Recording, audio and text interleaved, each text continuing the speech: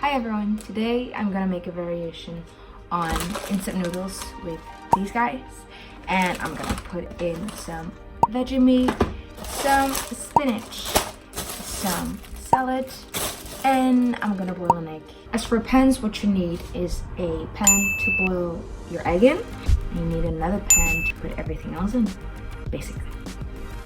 So first thing I'm gonna do is I'm gonna turn on the water cooker for the boiled egg. I've cut my veggie meat into 12 pieces and I've cut a bit of salad to add in after everything's done. And I'm just gonna wait for the water to actually boil and the pan to heat up to put everything in.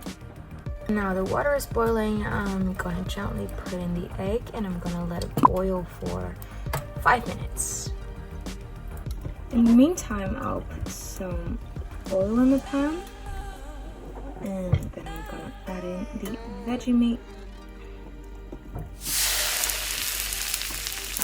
Now the meat looks fine. I'm gonna add in everything that's in the noodle package.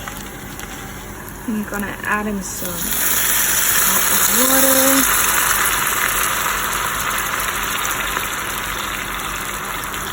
And I'm gonna bring the heat down to a medium. And after the egg's been boiling for 5 minutes, you're gonna put it in some cold water in a small bowl, and then you're gonna put it in the freezer for 5 minutes.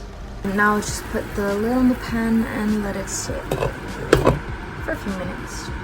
Now the noodles are almost ready. I'm gonna add in some spinach. I'm gonna let the spinach cook with the noodles for a few extra minutes. Now the noodles are done. I'm just gonna put it in a bowl. Put everything into the bowl. And on top of that, I will add in some onions for the extra bite. I'll add in some salad. I've taken the egg out of the freezer and now I'm just gonna peel it very gently, make sure it doesn't break anywhere.